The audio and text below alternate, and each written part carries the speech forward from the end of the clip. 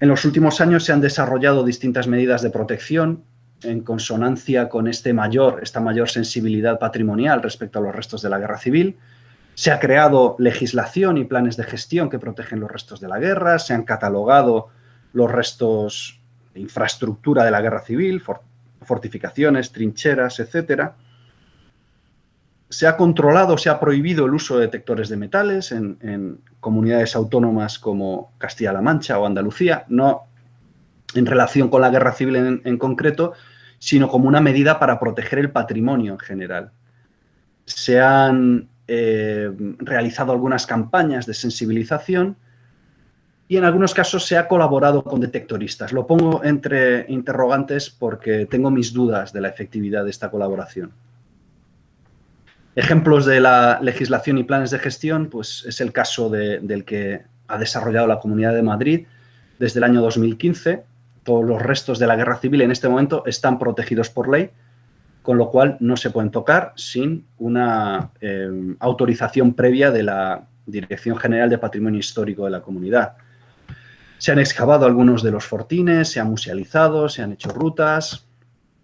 Y un caso excepcional este año: 2 fortines republicanos del año 36 tenían que ser destruidos cerca de Madrid por la ampliación del IFEMA, y como ahora están protegidos, los promotores tuvieron que desplazar estos fortines y colocarlos en otro lugar, a unos 300 metros, para musealizarlos.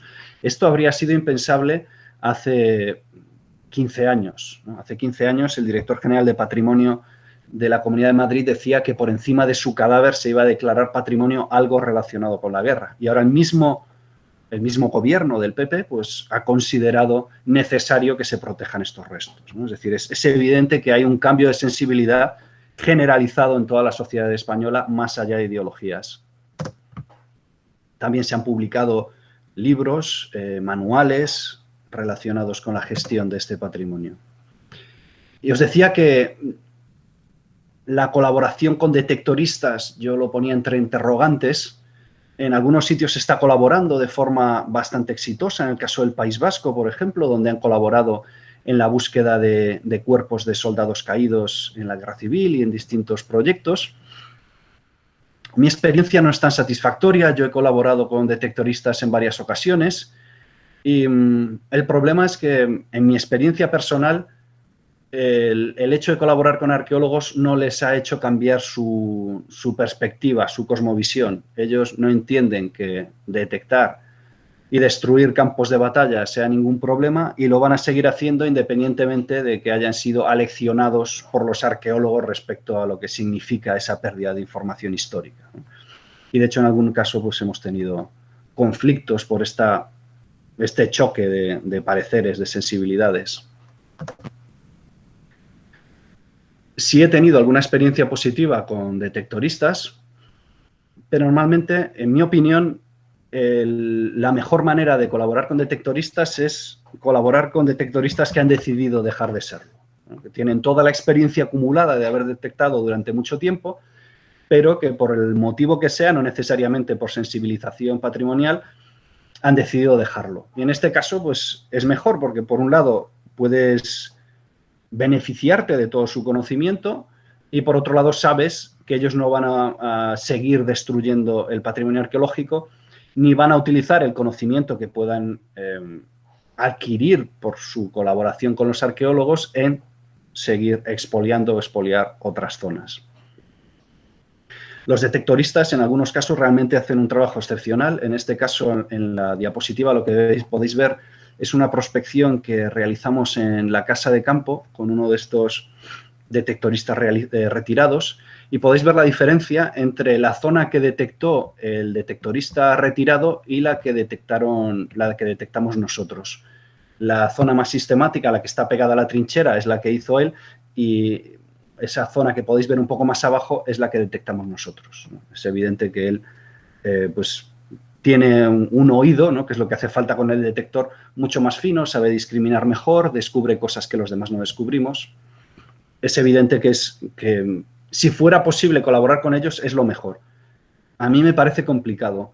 También es cierto que comienza a haber asociaciones de detectoristas que tienen un código deontológico, que realizan otro tipo de prácticas. Creo que en el futuro va a ser más fácil colaborar con ellos. Simplemente hay que seleccionar bien la gente con la que uno quiere trabajar.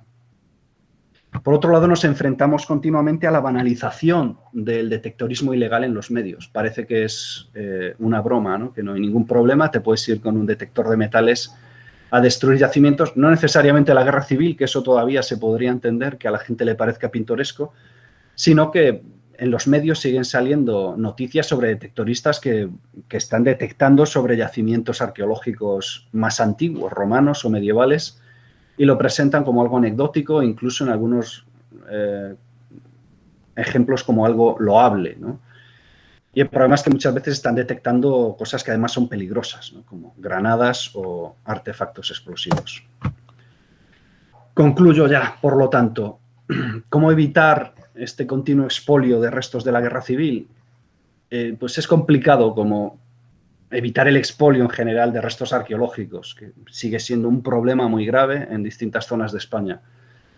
Hace falta más trabajo de sensibilización y ese trabajo de sensibilización hay que hacerlo de forma sensible, valga la redundancia. Es decir, no se trata, hablaba antes de aleccionar, pero realmente no se trata de aleccionar, no se trata de dar lecciones a nadie, sino se trata de explicar las cosas, de presentar las cosas de la manera más amable posible, tratando de ganarse a los demás por la empatía y por tratar de contar cosas interesantes que no con la ley en la mano, ¿no? Y hay algunos colegas arqueólogos que son más de la legislación y digamos, una aproximación más autoritaria. Y creo que no funciona. Quizá la aproximación más amable tampoco funciona, pero bueno, creo que merece la pena ensayarla. También hay que hacer más esfuerzos de divulgación en todos los medios, en revistas, en la televisión, en la radio, en las redes sociales. Es importante. No necesariamente hablando todo el rato del problema del expolio, sino haciendo ver, o sea, para mí no es tanto la cuestión presentar la cosa en negativo, sino presentar en positivo. No tanto el daño que hacen los demás cuando lo hacen mal, que también hay que hacer referencia a eso, sino comentar lo bonitas que quedan las cosas cuando los arqueólogos lo hacemos bien. Y muchas veces los arqueólogos lo hacemos en colaboración con la gente, con el público, con aficionados, con eruditos locales. La colaboración con detectoristas tendría que ser en condiciones estrictas. Habría, como os decía antes, que buscar a los interlocutores más válidos, más concienciados. Y me gustaría acabar ya con una pregunta, una provocación. Igual, ¿debemos conservar todos los restos de la guerra civil? ¿No? Estamos hablando de 1.200 kilómetros de trinchera de frente, quizá 10, 20.000 kilómetros de trincheras, cientos de millones de cartuchos, de casquillos. ¿Qué hacemos con eso? ¿Podemos pensar en otras formas de gestionar el patrimonio que no pasen por la preservación a cualquier precio? ¿Podemos permitir que haya formas de coleccionismo, ¿no? Otras formas de relacionarse con el pasado, ya digo, que no sea estrictamente la de la gestión legal del patrimonio o de la academia? Y ya está. Gracias. Gracias por la presentación. Bueno, si puede dejar de compartir pantalla. Sí. Justo arriba le sale dejar de compartir. Sí, ya está. Gracias. Ahora vamos a pasar al turno de preguntas. Os recuerdo que podéis poner la cámara, a no ser que no queráis salir en la grabación, pero se puede poner la cámara. Y bueno, para las preguntas creo que lo mejor sería, hay una opción que pone abajo, levantar la mano. Quien quiera hacer una pregunta, que le dé ahí y le doy la palabra.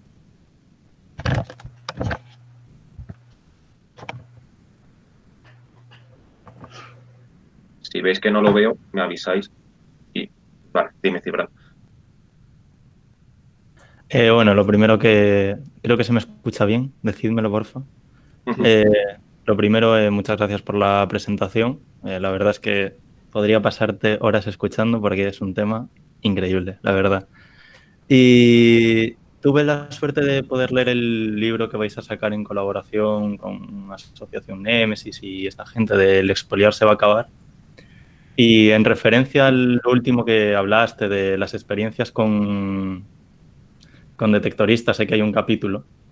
Y no sé si nos podrías contar alguna anécdota que te haya pasado con ellos para saber también qué problemas encontrasteis a la hora de colaborar con detectoristas.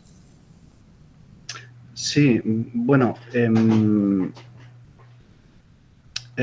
varios. Por ejemplo, uno de los años participó en nuestro proyecto una asociación de detectoristas. Estuvieron prospectando una de las zonas que consideramos que podían ser interesantes, que podría haber restos, y de hecho, pues bueno, encontraron bastantes restos. Nosotros los documentamos, como solemos hacer, con método arqueológico. Y nos daba la sensación de que, bueno, había surgido ahí un entendimiento, ¿no?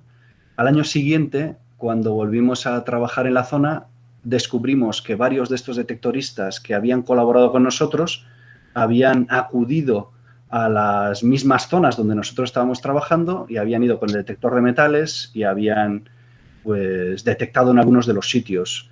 Incluso en uno de los sitios que estábamos excavando y que habíamos dejado a medio excavar. O sea, no sé, que es hasta un poco de falta de respeto más allá de lo patrimonial y demás, ¿no? Y después llegó hasta nosotros en este campo de batalla, el de la Enebra Socarrá, del que os hablaba, que no tenemos documentación.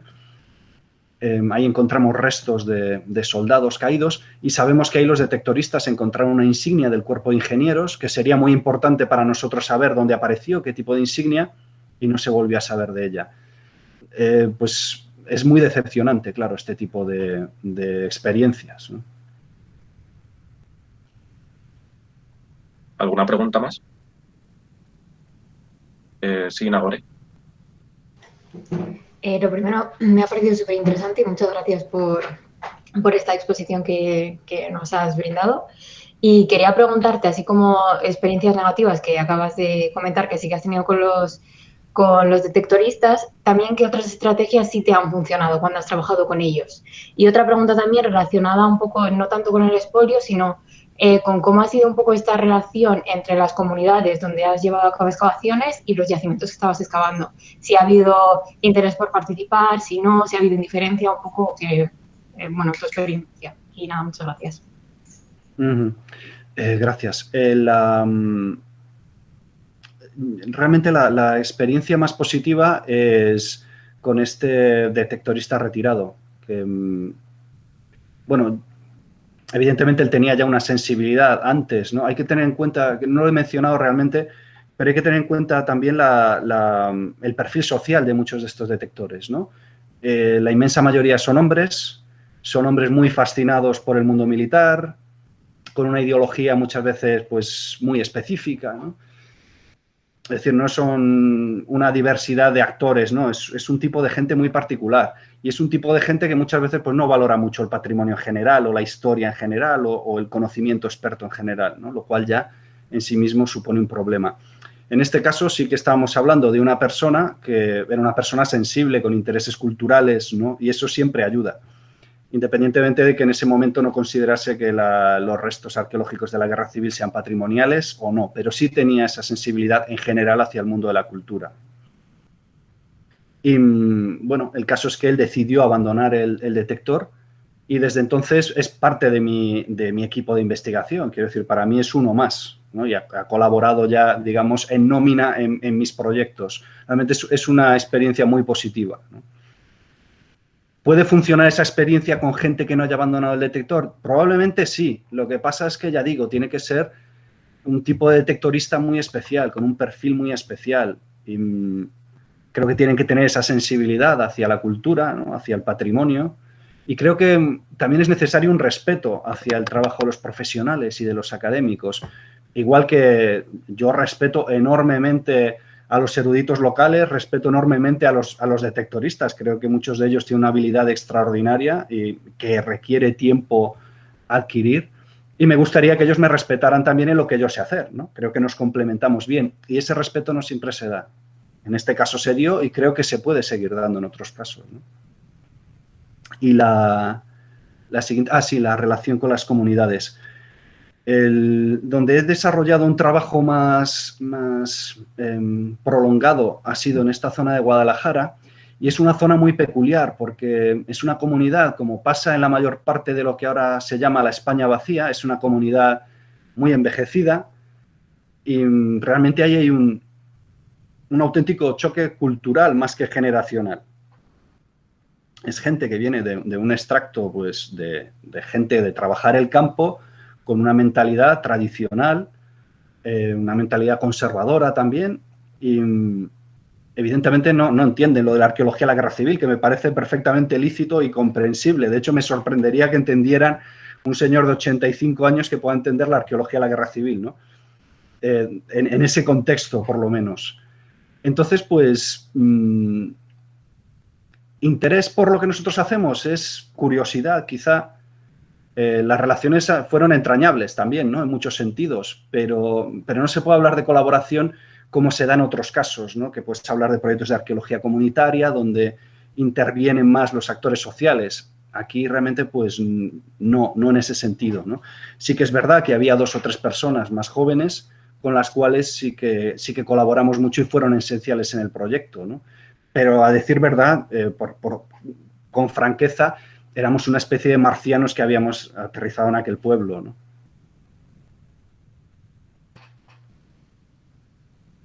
¿Alguna pregunta más?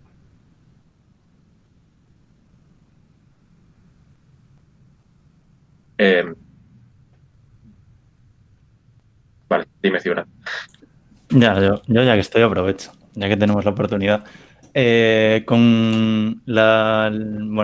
Con todo este discurso que hubo en relación con la ley de memoria histórica, de si lo van a quitar en ciertas comunidades autónomas, si no, ¿en qué piensas que puede afectar el que se quite o que se conserve la propia ley de memoria histórica tanto para yacimientos de la guerra civil como para otros?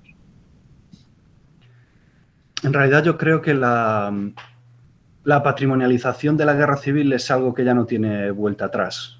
Otra cosa es la interpretación que demos a los restos, pero que vamos a considerar los restos de la guerra civil como patrimonio histórico, eso para mí está fuera de toda duda, ¿no? O sea, no sé dentro de 1000 años, pero por lo menos las próximas generaciones sí, ya están historicizados y es muy difícil deshistoricizar, ¿no? Es como cuando te dicen, busca la rana en este dibujo. Una vez que la ves ya no puedes dejar de verla. Pues con los restos de la guerra civil pasa lo mismo. Una vez que los ves como patrimonio, ya no se pueden ver de otra manera, ¿no?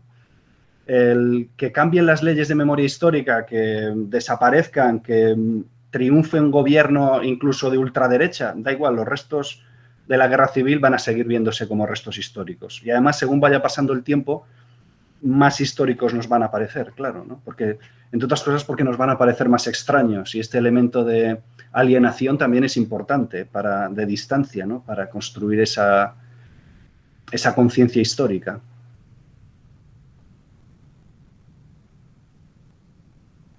¿Alguna pregunta más?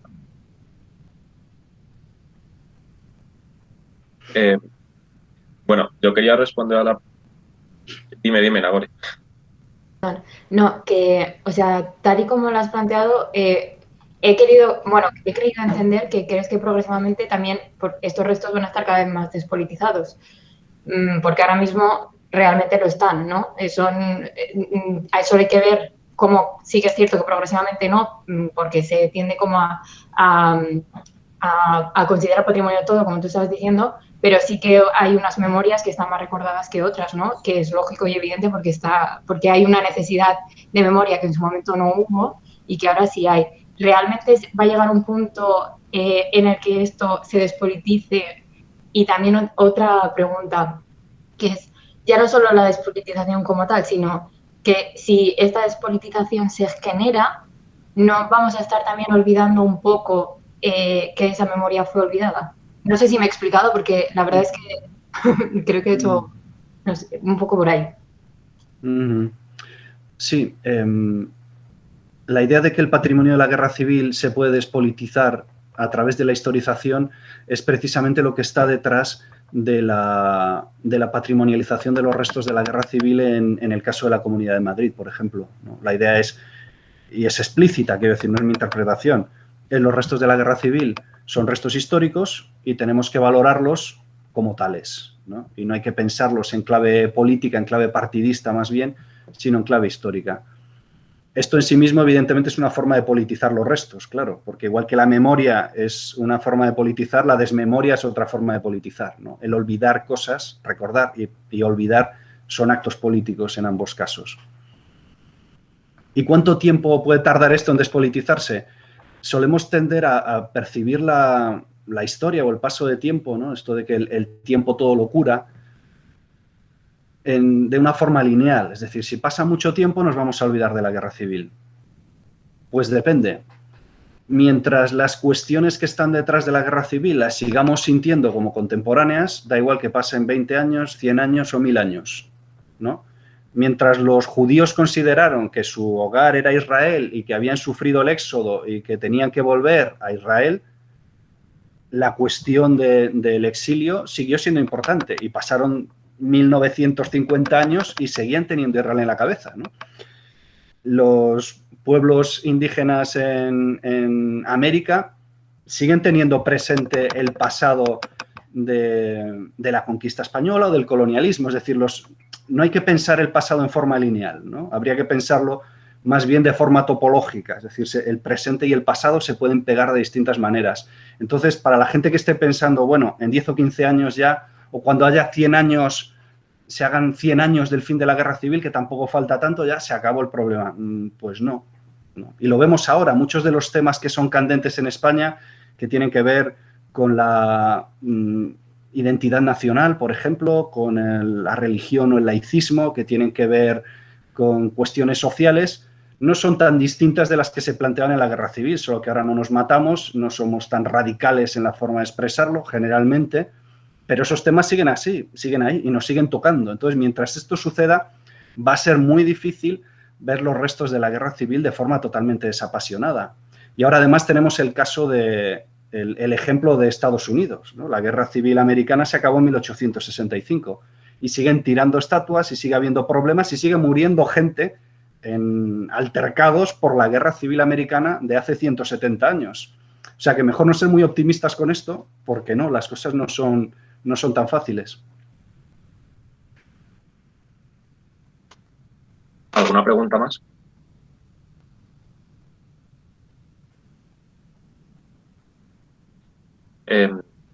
Bueno, yo quería un poco responder sobre lo que pienso yo a la pregunta que ha hecho en el PowerPoint, en la última diapositiva, sobre si hay que proteger todo el patrimonio de la guerra civil. Y creo, como creo cuando me hacen esta pregunta en cualquier tipo de patrimonio cultural, que no hay que proteger todo, pero sí que no hay... A ver, no hay que proteger todo porque al final no se puede proteger todo el patrimonio cultural, pero tampoco hay que olvidarlo ni hay que destruir todo como quieren hacer algunos. Entonces, sí que creo que hay que proteger alguna parte y no olvidarla, que eso es lo importante. Al final difundirla y protegerla, pero no se tiene por qué proteger todo en sí. Lo cual implica necesariamente que sí tenemos que conocer cuanto más mejor, ¿no? Que a veces se confunden las cosas. Sí que es necesario que todo esté en la medida de lo posible inventariado, catalogado, para saber qué es lo que tenemos y después podemos decidir cómo nos lo tomamos. A mí no me parecería una locura, a veces cuando lo he planteado la gente se me ha echado encima a decir, oye, tú puedes coger un fortín de la guerra civil, meterle dinamita y reventarlo, coger los trozos y hacer una instalación artística. No pasa nada. Hay 20.000 fortines de la guerra civil iguales, ¿no? O parecidos. Y mucha gente salta ahí como si dijeras que quieres ponerle dinamita a una iglesia prerrománica asturiana, ¿no? Y yo no creo que sea lo mismo, ¿no? Pero, es decir, a mí me parece que los restos de contemporáneos en general permiten algo más de creatividad. No necesariamente lo que acabo de decir, pero sí podríamos concebir otras formas más libres de tratar con el patrimonio. No sé quién ha levantado primero la mano, Raúl o Nagore. Bueno, por Raúl. Yo justamente en eso pienso que en el caso, por ejemplo, de un fortín de la guerra civil, como tú afirmas, es que ya la guerra civil, al ser algo tan reciente, implica también una historia local. Entonces, mucha gente también se echaría encima, no porque lo ve desde un punto de vista tipológico o entendible como que hay muchos, sino porque justamente familiares suyos o personas cercanas a ellos han luchado o han combatido justamente en ese punto. Entonces, es como si elaboraras una parte de su memoria colectiva o de la memoria local. Entonces, ahí está el punto y la dicotomía, si mantenerlo todo, porque desde el punto de vista local sí que es interesante para conocer la historia local, pero también hasta qué punto todo se puede mantener por motivo presupuestario o por motivo de que sea interesante que en todos los pueblos haya un fortín o que haya uno por cada lugar o lo que sea. Mientras se estudie primero las circunstancias que atañen a eso, se puede conservar o no, según decide la población. Sí, efectivamente, no tienes toda la razón. Hay que tener en cuenta siempre las relaciones afectivas que pueda tener la comunidad local hacia esos restos.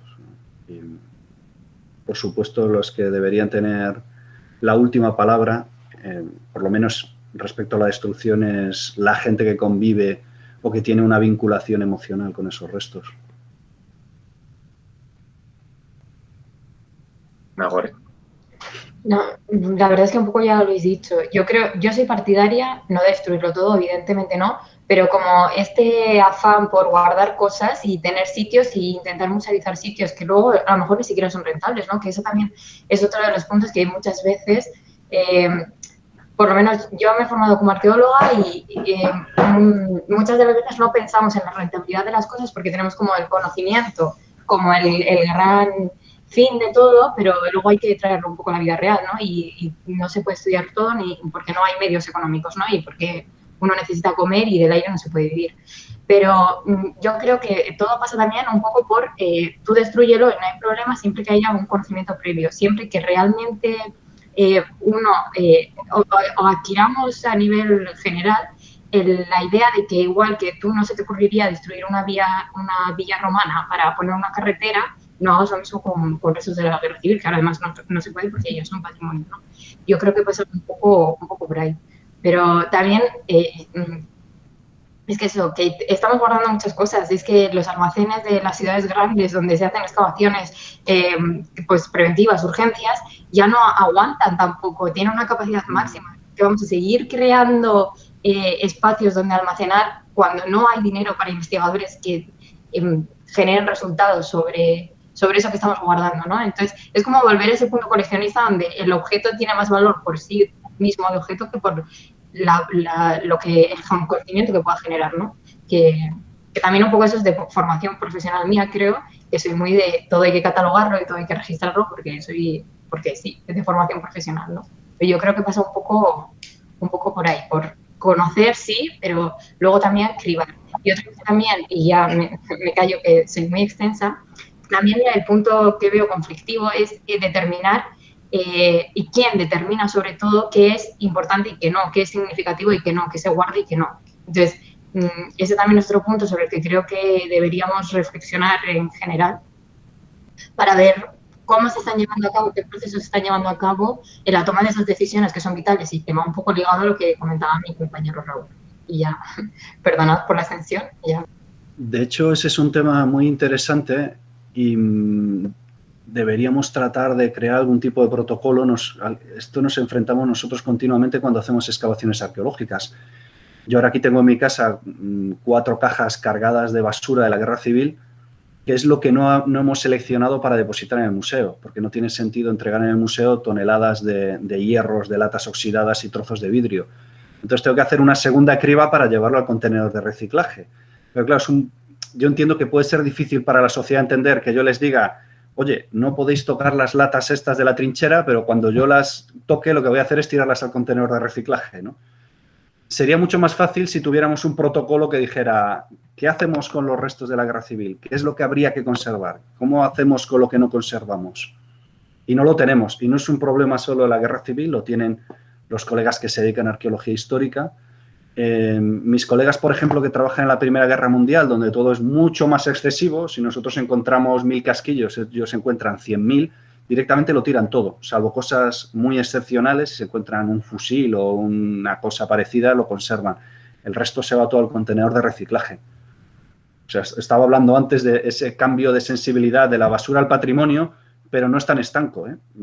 El patrimonio sigue siendo basura, cosa que es extraño porque es solo con la arqueología más reciente con la que sucede esto, ¿no? Donde no existe esa división estricta.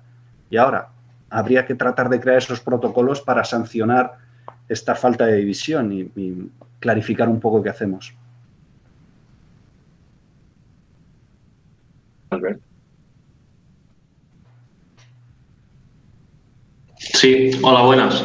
Bueno, yo me presento, que aquí no nos conocemos, yo soy estudiante del máster de patrimonio que se hace en la Universidad de Girona, ¿vale? Soy de formación, soy historiador y quería, un poco en la línea de lo que comentaban Nagore y Raúl, quería un poco confirmar si la dirección de la pregunta que Alfredo hacías al final de tu ponencia iba en el sentido que yo voy a exponer ahora. Es decir, vosotros lo habéis explicado muy bien.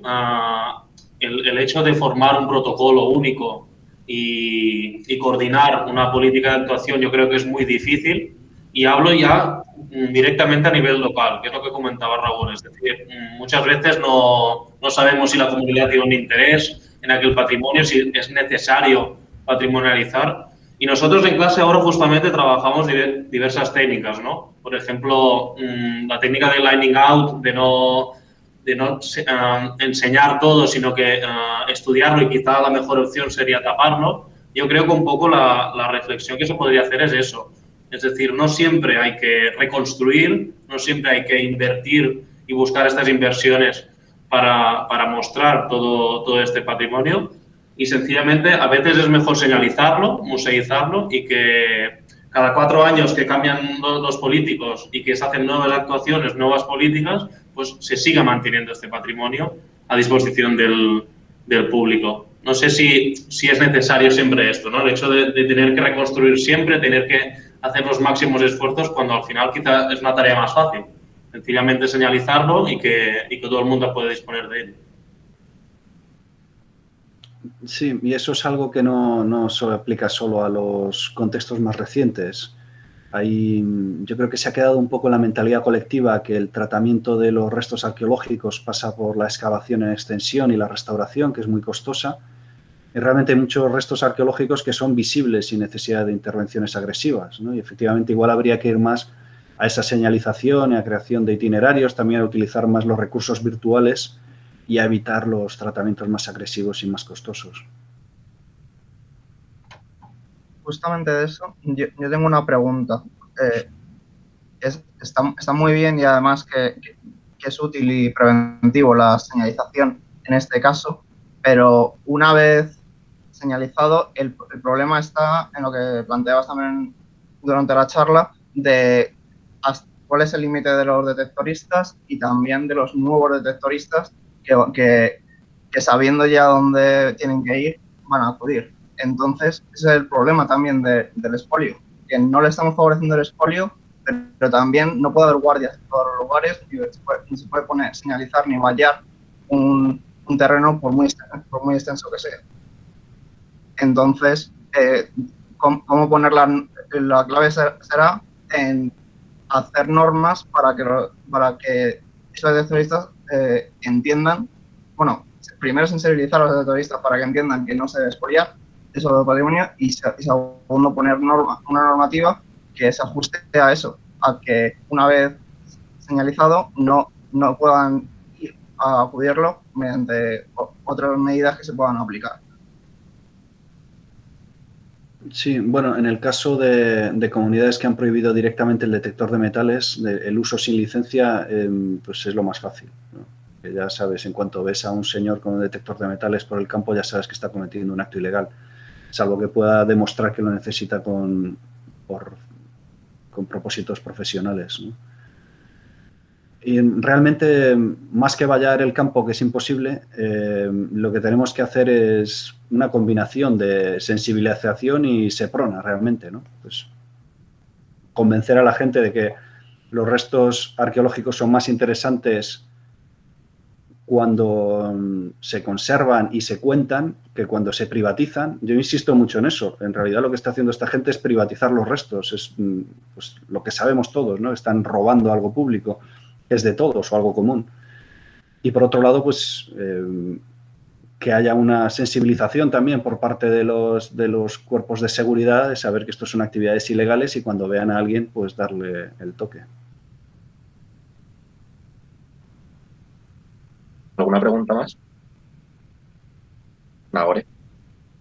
Prometo que esta ya es la última, pero también, por desconocimiento absoluto, no sé si existe una correlación entre esta progresiva introducción del patrimonio de la guerra civil como un bien ya catalogable como tal y una inversión en investigación en este ámbito. O sea, si han surgido nuevas subvenciones, cosas de este estilo, para poder generar, bueno, pues excavaciones y demás. En realidad, los que nos dedicamos a arqueología de la guerra civil podemos acceder a las mismas subvenciones, al menos en teoría, que el resto de arqueólogos. En la práctica, claro, depende de la concienciación que tengan los colegas que decidan repartir las ayudas respecto a la arqueología contemporánea.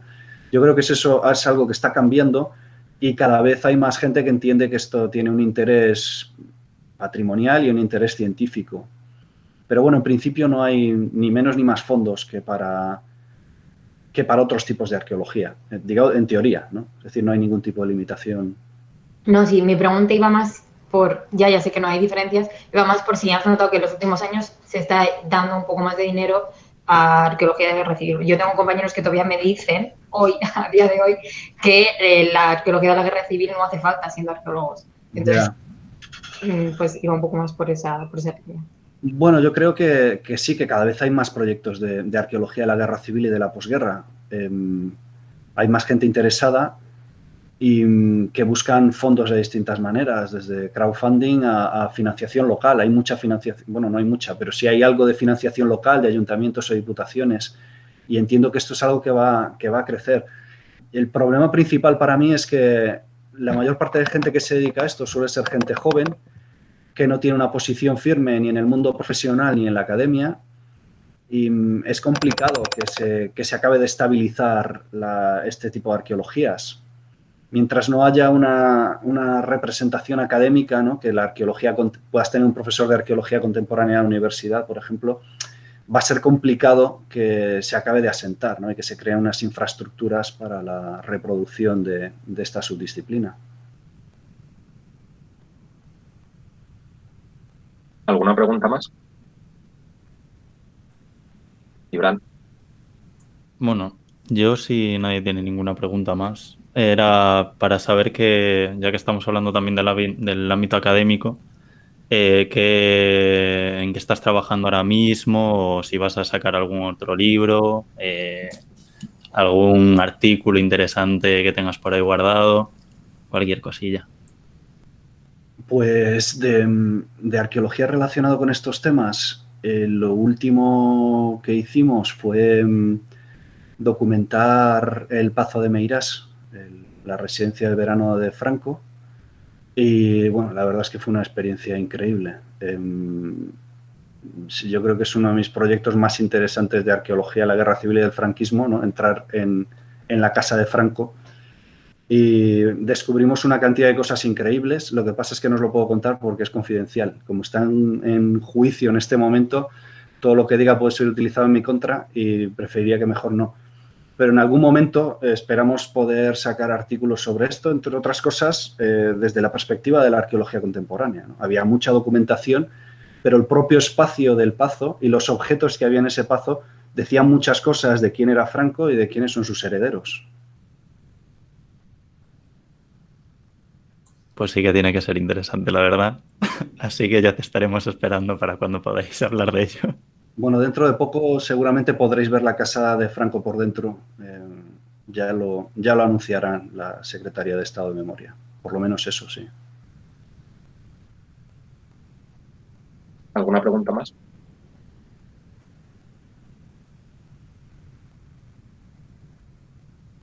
Si nadie tiene y una pregunta más, damos por terminada el seminario. Muchas gracias, Alfredo, por esta interesante charla sobre el expolio y gracias a todos los asistentes por sus preguntas y por asistir. Y bueno, de parte Sal Madrid, muchas gracias a todos. Muchas gracias a vosotros por la conversación. Hasta luego. Chao, chao. Muchas gracias por todo.